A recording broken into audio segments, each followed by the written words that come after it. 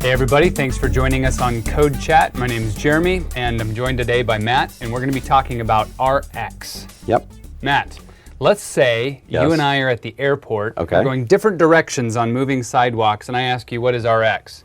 Well, the easy explanation here is what we have on our website is an API for asynchronous programming with observable streams, but that's not all that interesting, is it? More along the lines of think different. I would say the easiest way is to think differently about async and events, to think about them as you would a collection of objects, sort of like an array or something like that. Now you can think about that you can take mouse clicks, you can take an AJAX call and turn it into an object with 0 to infinite values that you can just pass around to people. Because traditionally with events, you have add event listener, remove event listener, and you have a handler.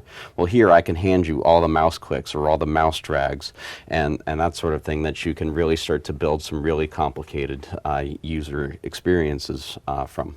Now, RX seems to me to be one of those technologies that has kind of a steep on-ramp. I remember the first 4 times I saw it, I said, that's kind of interesting, but I don't have time to get into that right now. Yeah, there was certainly that. I think we were well ahead of our time, because when RX really came out, it came out of a project called Volta, which was the idea that we could write a single application and tier split it to say this part runs on the server, this part runs on the client, and then, oh, by the way, we can recompile the client from C# into JavaScript. That didn't go off, according to plan. But what did kind of fall out of that was thinking differently about async. Okay. Because we had this trying to think about async in C#, which lacked task of T at the time and only had the begin and end async pattern. Those were terrible, honestly. And async result days. Or you had events, but there was really no way to marshal those across a boundary, especially if I was going to take it in C# and put it over into jQuery and JavaScript. So that kind of thing led us to this discovery of thinking differently about asynchronous programming. So we came out with RxJS back in 2010. We showed it at JSConf 2010. But it really wasn't until we open sourced it in 2012 when people started to really look at it.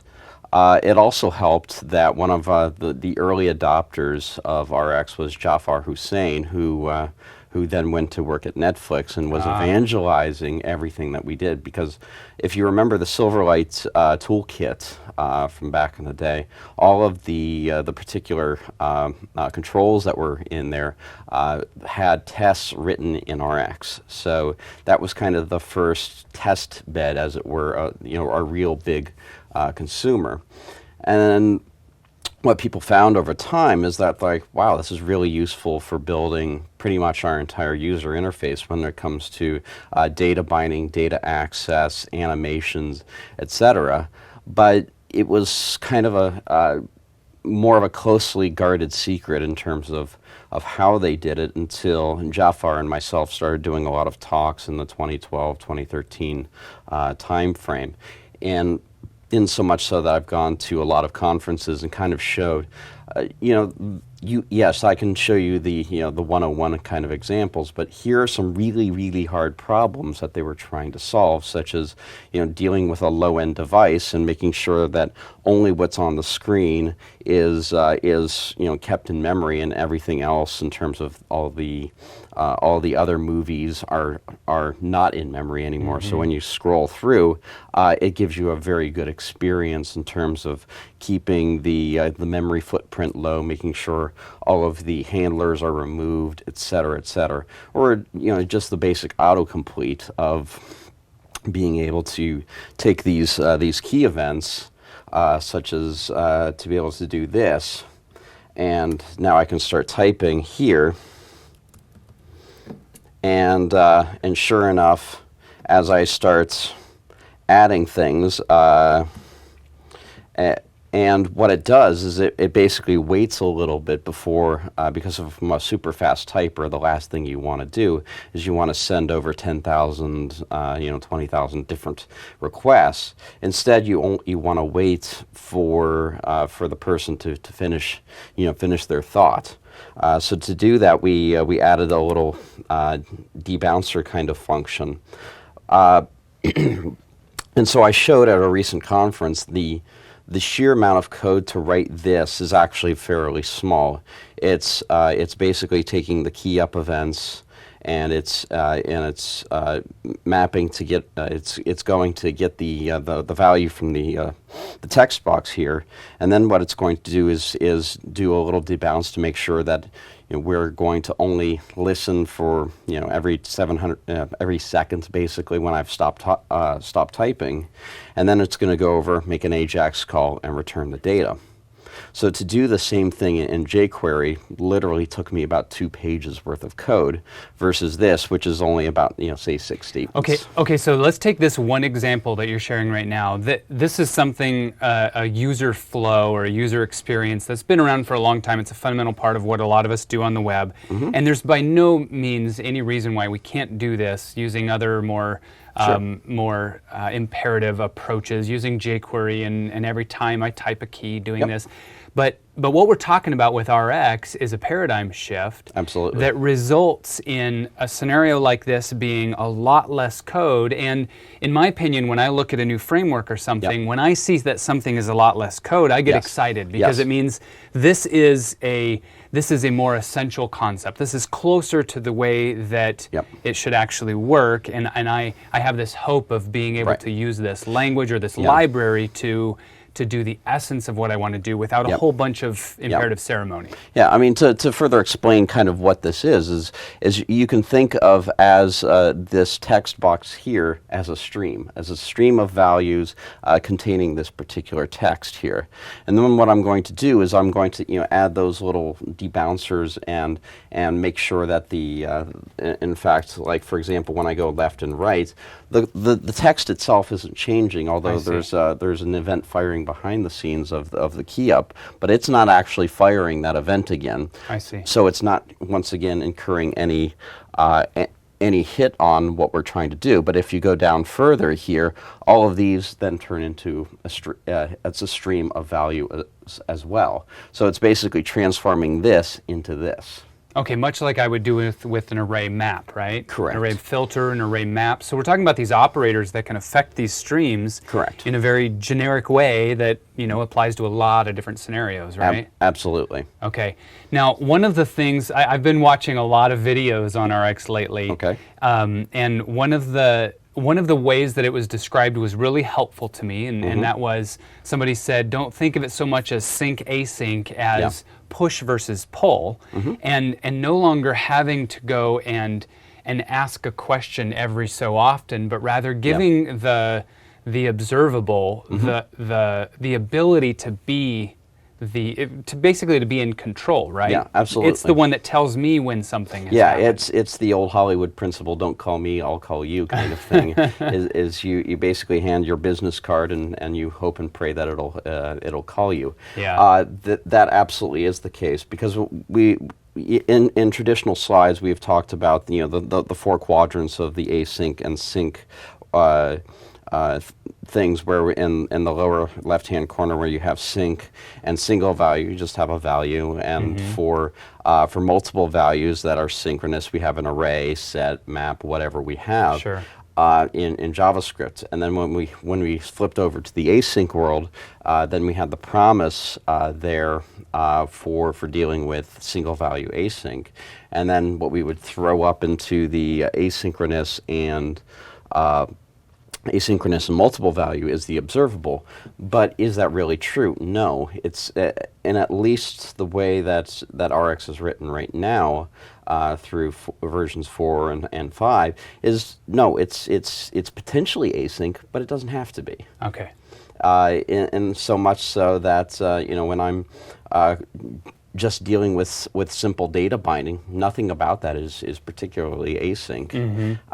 Is that I create a value and I bind that value. It's perfectly synchronous. But it is exactly as you said. It's that push versus pull mentality, where when I call array for each, that's a pull value. I'm telling every single time, give me the next value, give me the next value, give me the next value. When I call subscribe, that on the other hand says, okay, I've got a handler for me, or I've got this bucket. Start shoving values in here when you're ready. Yeah, right. Well, that's good though, because it means that it has the ability to do both sync Correct. and async, right? Correct. Yep. Okay. Yeah, but and that's why people have started to adopt this, in conjunction with things like Lodash and so forth. But they use observables for really the more intricate parts of of transforming an object in these pipelines, as it were. Now this isn't just a convenience. There are some things that RX adds that I otherwise wouldn't get. For instance, I'm familiar with using arrays of promises to go and do a whole bunch of web requests. Right. And RX is fundamentally capable of not only doing that in a shorter and more elegant and more expressive way, but it's also able to cancel those web requests when they're no longer serving any value. So that's a really good point. And in fact, what I can show you real quickly is kind of how that works. So, for example, when I create an observable, I can go ahead and, let's see, can I make it a little bit bigger here for people? There we go. Better? Yep, that looks pretty good. Okay. So what I can do is I can create a new observable. So let's say let O is equal to observable. And we're just in the node REPL right now, right? Yeah, just correct. Right, node cowboy style. Exactly. So if I do this, okay, so I'm going to say O dot on next, and I'm using RX4 here, so I'm not using RX5, but that's okay. And I can say on next 56, and then I say O dot on completed, and then I can return a function that basically says whenever I'm done, do something. Whenever I'm done, or whenever there's a cancellation, do something. So in this case, clean up. Yeah. So in this case, I can just say, let's be a little bit more modern. Yes. Let's be a little bit more. We have to shed these old habits. Exactly. So we can do that, and then. Well, you're not a semicolon guy, Matt. Not on the REPL. I don't have to worry about ASI here. Not when you're in cowboy mode. Exactly. So I can say O.subscribe, and then what I can do is I can say. Okay, now pause for just a second here. No, that's fine. Okay. You can keep that typed. But for people, what you've done is you have created an observable object using this factory function, and now you're going to subscribe to that. So you're talking both sides of the fence here. You're talking the guy who's going to be generating events and determining when they happen. Here you're determining that they're happening, and now you're going to consume that, right? Yeah, and you can think of it almost as a dependency injection, as it were. So O.onNext. So basically, when I'm handing you the observable, I'm handing you the kind of the receiver. Telling the receiver what I want to shove into it when I'm doing this, and here I'm going to shove two values in there, and then I'm going to say I'm done. And these are happening now. There's no asynchrony here, right? No, there's no asynchrony at all. And then afterwards, when I call dispose or unsubscribe in RX5, then this particular thing happens. Can you tell me when this particular thing happens? When does that function actually run? Okay. Well, see, as you can see, nothing has actually happened, and they won't happen until I call subscribe. Okay. So this is lazy. perfect. Yeah, it's perfectly lazy. So if I can say console.log v, and then what happens is I see 42 and 56. Okay. And then also, because of the fact that I hit on completed, it automatically disposes for me. Okay. But if we take that previous example at O is equal to observable.create O, and then I just do O.onNext 42, and then return console.log disposed, and then do that. Okay. Oops. Oh, shoot. Oh, boy. That's what happens when I decide to use let instead of var, but that's okay. So O.onNext. Build this again. Exactly. And then There we are. That was okay. impressive, by the way. Thank you. So if I go 01 subscribe, actually, let's get a var s for our subscription. The console skills are strong with this one. Exactly. Subscribe v console.log v. Okay, so I see 42. Now the subscription happens to not be disposed, but now... So this is like an unresolved promise, maybe? No, it's more along the lines of, as I start to create these bigger and bigger streams, like for example here, it contains all of the logic inside of here on how to clean up afterwards. Okay. So for example, if I'm combining multiple events together, and then when I call unsubscribe or dispose, then all of those handlers get removed, via remove event listener. It's that kind of thing that happens. So if I say s dot dispose, suddenly disposed is called, and now we're good to go. So basically, anything that you need to have happen in terms of whether it's finishing naturally or unnaturally, you will always have a deterministic way of cleaning up. Okay. When comparing and contrasting with promises as defined in the ES6, ES 2015 spec, there is no notion of this finally, as it were. Okay. There is no notion of the chain is complete, and I wanted to do some deterministic cleanup. There isn't any of that as well. Okay. Just as there isn't any notion of cancellation either. Okay. So it's missing both of those things that observables already give you.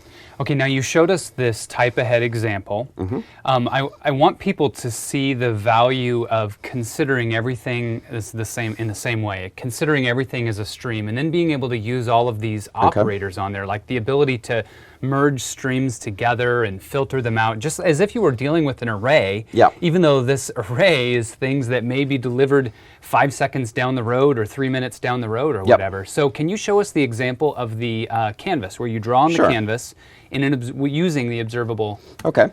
So what we have here is we have a very simple example where we can just paint on the canvas. Everyone's kind of seen this, where you can start to draw things that look kind of like circles. By putting the mouse down and dragging it? Okay. Yes, by going down and then mouse move and then take until mouse up. So it's that kind of combination where you're doing mouse move and mouse down and mouse move until mouse up. But it gets a little bit more interesting as we start to think about this color palette or this color picker down below, because each value in here is an observable as well. So for example, by the very nature of me clicking red, and now I can start drawing. How in the heck did that just happen? How it happened was the fact that I could take this particular stream here, which was the normal drawing, and then I can combine the latest from what people have chosen from the color palette, and I merge them together. So I give you not only the position of where the dragging happens to be, but also the color from this particular piece down here. So you kind of merge the two together, and that's where the magic kind of happens. So as a developer, I kind of have to start changing the way I think about problems like this. I'm used to thinking about the different events on the page, and then saying, let me go create myself a handler, and when that happens, what do I want to happen? And then it gets difficult when A, I have to start cleaning up after myself, and B, when I have to start combining those. Correct. I mean, we've all run into this problem where the key comes up, and then you have to start asking a whole bunch of questions. Was the control key also held down? Has this happened? Am I here? What's going on? Yeah. Whereas I can already filter those out using .filter, and I was like, well, what key was it? Okay, it's not that key, so throw it away. Or I can say, look at the past few keystrokes. Well, you could actually go back and model, say, the Konami code, for example, actually as a stream, because what you can do is you can do that look ahead and look behind on the stream and say, were the past 10 characters up, down, left, right, BA, and then if it is, and then suddenly it's going to go, hey, you've got the Konami code. Would that be a window? operator? It would indeed be a window operator. All right, wonderful. Yeah. My studies have paid off. Yeah, or either it'd be the window or the buffer. The buffer Okay. would just do a comparison of the array to the other array, or you can do window 10, skip 10, and then do a sequence equal. Okay. To do these two sequences equal each other, and then sure enough, you've got the Konami code. So yeah, you've got any number of things of thinking about these streams as everything on the page is potentially a stream. Okay. Now, Matt, tell us where RX is used in the wild today. Okay. Well, everything. So people that are using Netflix, for example, everything on their Edge websites and so forth is using RX, even down to the smart TVs that you happen to have. It's a rather old version, but it's still RX nonetheless. And where they use it is a number of things. They use it for animations, data binding, data access, any number of things. And what was really helpful for them, especially, was the fact that they also decided to implement RX Java at the same time as they started to adopt this, because they saw it was really, really valuable to do that. And they were already using RX.net as well. So they were all speaking the same language, as it were, the same framework language or library language. They could be speaking Java and JavaScript, C# and so forth. But they would all be speaking the same language. Those all the same language of streams. Yeah.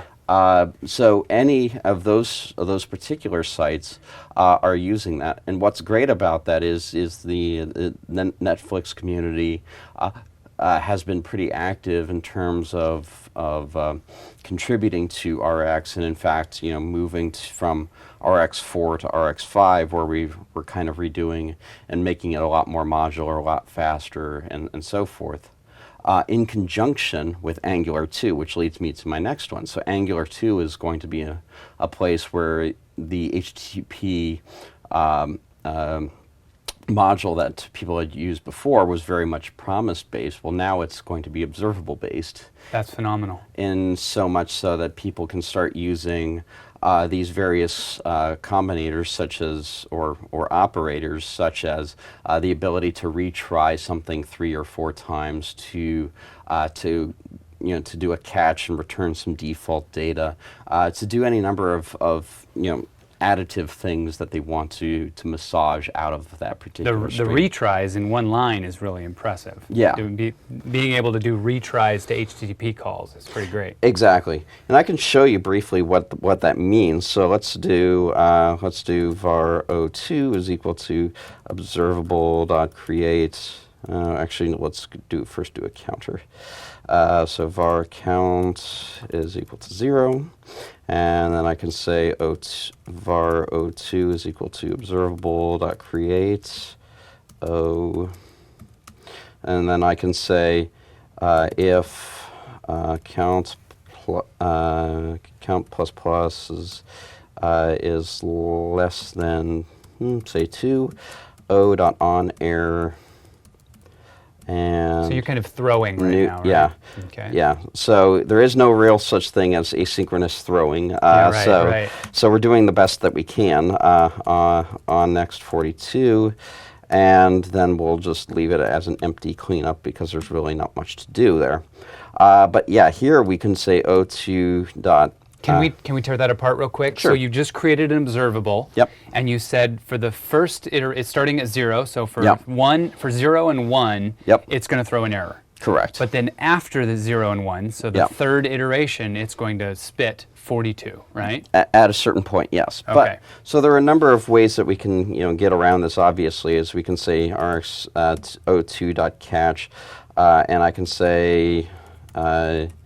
Like, for example, if you're going to do something like deal with cached values. So if you're dealing with asynchronous calls to an XHR, if you've got some cached values, you can just kind of shove it in here as part of the stream and say, well, I couldn't make the call. I'm going to give you some default data. I see. And we can go from there. And now I can subscribe, and And as you see here, 56 happened instead of the 42 here. Okay. Now, if I go back, though, and I say retry, say 4 times. What did that mean to catch, inject your own one value observable, and then subscribe to that? Okay. So when I said catch here, basically I said if anything bad happens, which meant that on error happened, I can substitute it. There's a number of other things I can do. I can say, for example, I can put a handler and I can look at, actually inspect the error that came back and say whether to do this or that, some sort of conditional logic. But at the same point, you just might want to just shove some default data in there. Okay. So here we can say I'm going to retry. Run it again, say retry 4 times, and see what happens. And then catch if it doesn't. And then catch, okay. And if it's still bad. And now, obviously, it did 42 because it went through and it said, okay, 0, 1, 2, aha! It finally succeeded, okay. and now you can keep going. That makes good sense. Yeah. So, I mean, if you really want to think about, RX in terms of the real compositional thing, you obviously think of games. You think of people, any number of things such as games, such as, these things here are timers. Well, each letter is a stream into itself that you're happening to do. In the fact that also all of the frames per second, that's an observable. The bounds detection, observable. All of these sorts of things just happen to be observables. And even doing simple things like making Mario walk across a screen is also very much an observable. And the fact that he can go like this, he can change directions, all of those sorts of things are observables in terms of how he's not continuing to jump off the screen even though I keep hitting up. At a certain point, all of the bounds detection, all of those sorts of things. But going back to where it's actually used, so Angular is obviously a huge one there. We also have Microsoft products such as Delve and OneDrive is being used there. We also have places such as Slack for Windows is actively being used there in a number of really interesting ways, such as all of the spelling detection and spelling correction that it happens to do, because once again, all of your text is a stream, and as you're typing along, it can figure out the language that you're using, and then basically go, oh, what he really means is this, you dummy, and and fixes that for you. Gotcha. Wonderful. Okay, well, we're pretty much out of time, Matthew, but thank you so much for showing us that. Real quickly, how does a person get involved? What's the easiest way? Then they learned a little bit today, but what's the easiest way for them to on-ramp onto RX? Well, there are a number of ways. We have the great Learn RX site. So we have a lot of these resources just basically built off of the ReactiveX IO homepage that we have here on how to get started. You also can look at this particular Reactive Extensions for JavaScript repo. We have a lot of resources there. And not only that, but if you really want to understand and do all of that, get involved, because we have so many committers right now to RX5. It's heartening. At the same point, it's like mind-boggling that so many people are spending so much time to make this a really awesome and fast library. So those are really 2 good ways of getting started. Wonderful. I've found a lot of videos in conjunction with Angular 2 just because of the excitement around that upcoming framework. Right. So you can find a lot of videos online that kind of teach you RX and Angular 2 at the same time. Exactly. So there's that. Yep. Wonderful. All right. Well, thank you. Thank you for joining us. We're actually going to be having Matthew back again to talk about another framework that he's working on. So you'll see more of Matthew a bit later. Thanks for joining us on CodeChat, and we'll see you next time. Thank you.